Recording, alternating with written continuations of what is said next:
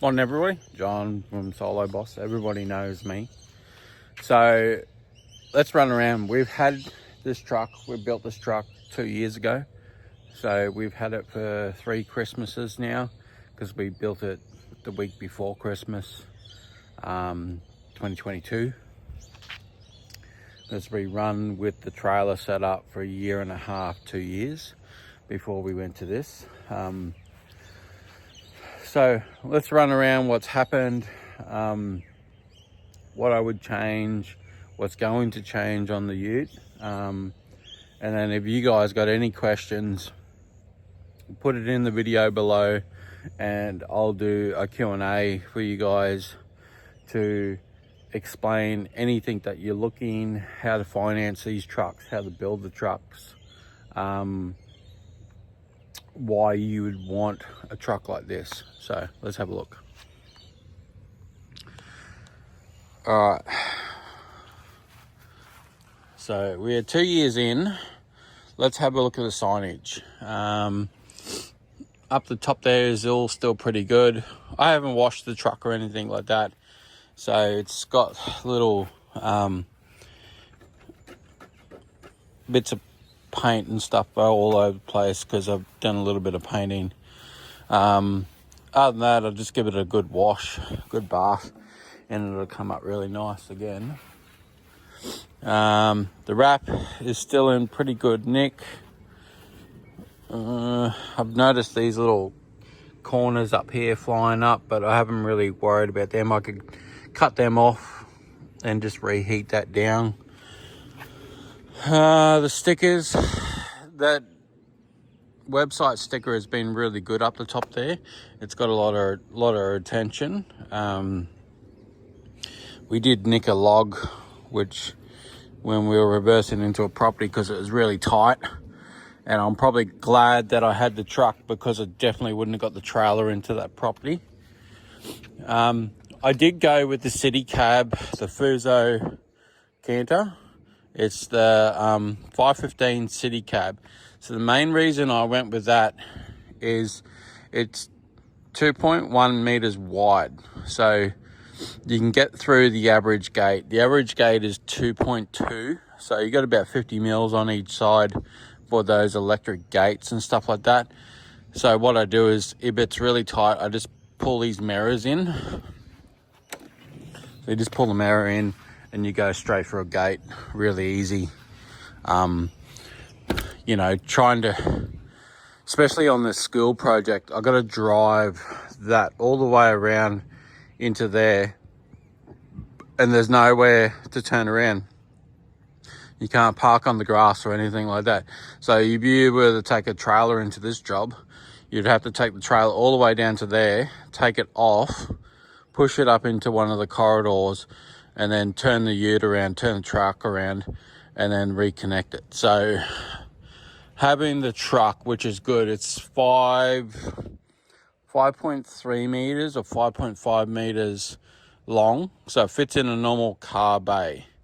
And I love that because I can rock up to the shops, park in a normal car parking space, and I don't have those problems anymore, double parking in bays or anything like that.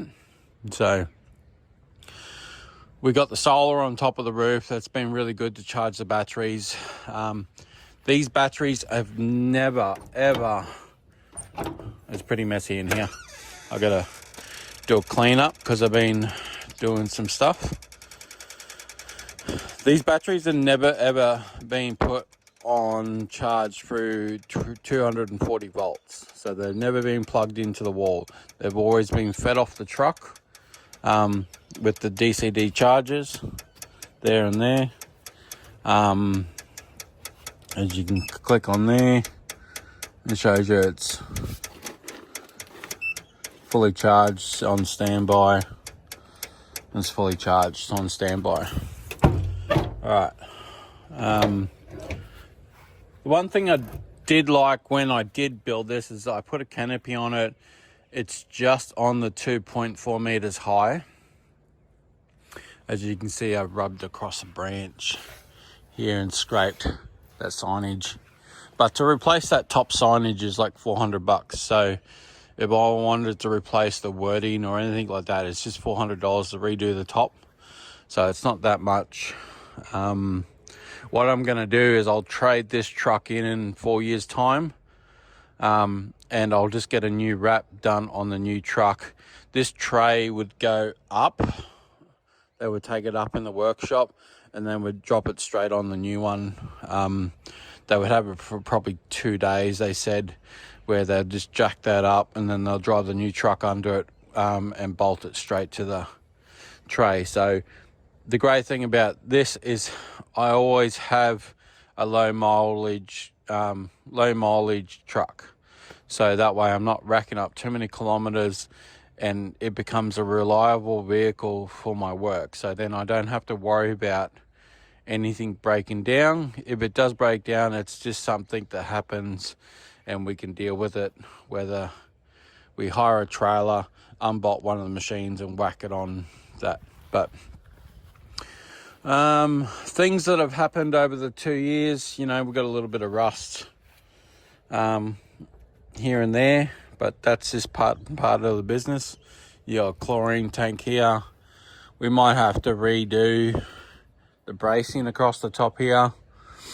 We've redone one of the dipsticks already that sits in the chlorine mainly. I got to recut that and push that on properly. It was just a temporary the other day when this one had a crack in it and it was pumping out air. So we just got to tidy that up. But hopefully we finish the school job. We can have a few days off and tidy up the truck and get it all operational. One of my biggest regrets on this truck build was not putting aluminium hose reels in. As you can see, these are the bar ones. They're cheap. They're about, $1,000 per stacker. They're pretty much just rusted to the crap right underneath the paintwork and shit. So this year we're ripping all these hose reels out because I was going to put a 12 volt system in and have my 24 volt system, but I'm thinking now that I've run it for 2 years, I've never ever used this hose reel. The only time I had it was when I had a really big job and I had a backup 18mm hose on it, so I could just wind out 60 meters of hose. So what I'm going to do is put a pair of 12 stackers and a pair of 18 stackers over there with electric motors. So I'll have 4 reels across the back. I'll have high pressure down the bottom. I'll have my soft wash hose at the top on the 18s. And then I'll have a water feed over there. And then I'll have one of the 12-inch reels will be my hot water feed for my hot water machine. That way I'll have 2 high pressure lines for spare hose, because I can wind up 90 meters on a 12-inch, or I got 2 30-meter hoses up the back of the hot water unit that I pull out when I need it. Like this one here has got 90 on it at the moment. The main reason why I'm upgrading to is this is died. The motor has died. I don't know what's going on there, but it's dead. So it's going to be a $6,000 upgrade to do all the aluminium reels. I'll have to gut all that out. It'll have to be redone, replumbed. All the wiring's there, so the wiring's not going to be too much to run to those boxes, so it's going to be pretty easy. With the rooftop canopy, I do love it because all my ladders are up underneath and I got my solar on top, and then I got my one of my surface cleaners up underneath. This one here is my 24-inch wishball wash. I kind of want to build a tray above this water tank here, and that way I can just disconnect this top bracket latch and then just slide it in there and have like a little lock door or something, so that's out of the way and it's not floating up the top here. But, you know, these things take time, and, you know, you think about it later when you think about upgrading. Like, I was always a 21-inch guy because I like the vertical handle, or I like the horizontal handle, because the vertical ones hurt my hand because a bit of carpal tunnel. But that's why we went with the Whisper Wash, to save my hands from going, because that's years of painting is caused that problem, and we're trying to prevent it rather than have an operation. So that's always something, if you're looking for, it's easier to control these ones.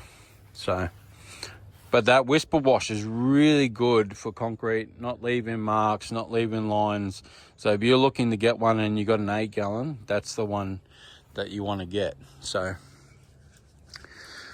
when we first did the build, we did start off with 2 Jetwaves.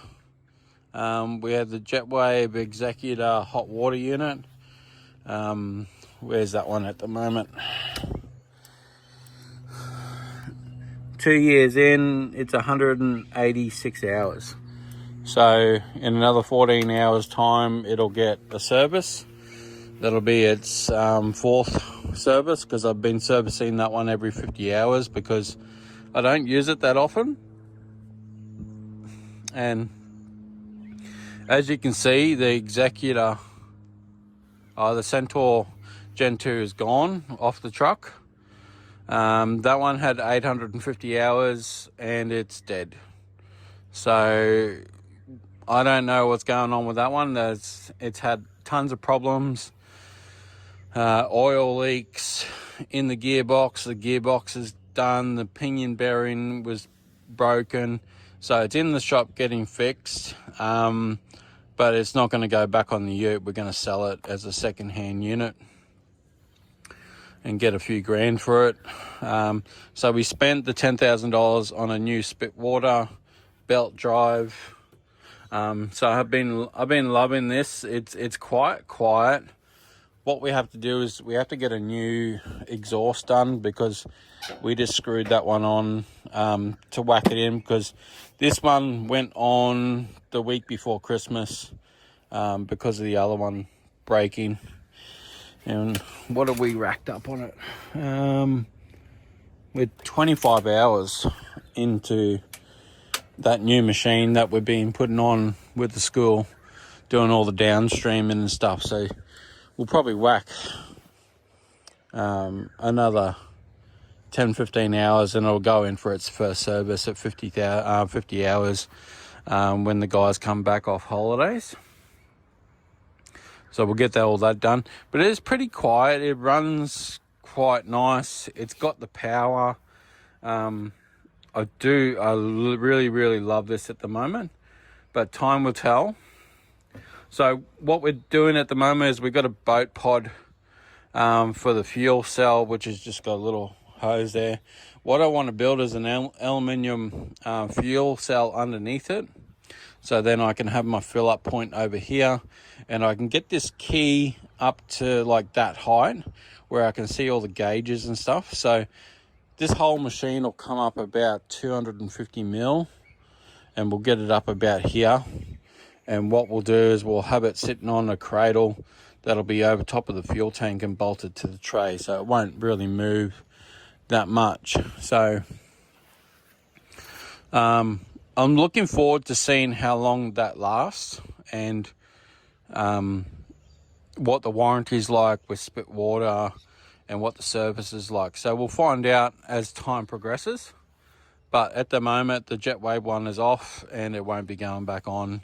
The hot water one, I love the hot water one. You get that instant water within, 30 seconds of it running through. I have had problems with that. I've made videos about that. So if you want to watch them, go back and watch them. But I do love that unit. I haven't had too many problems with oil coming out of that one.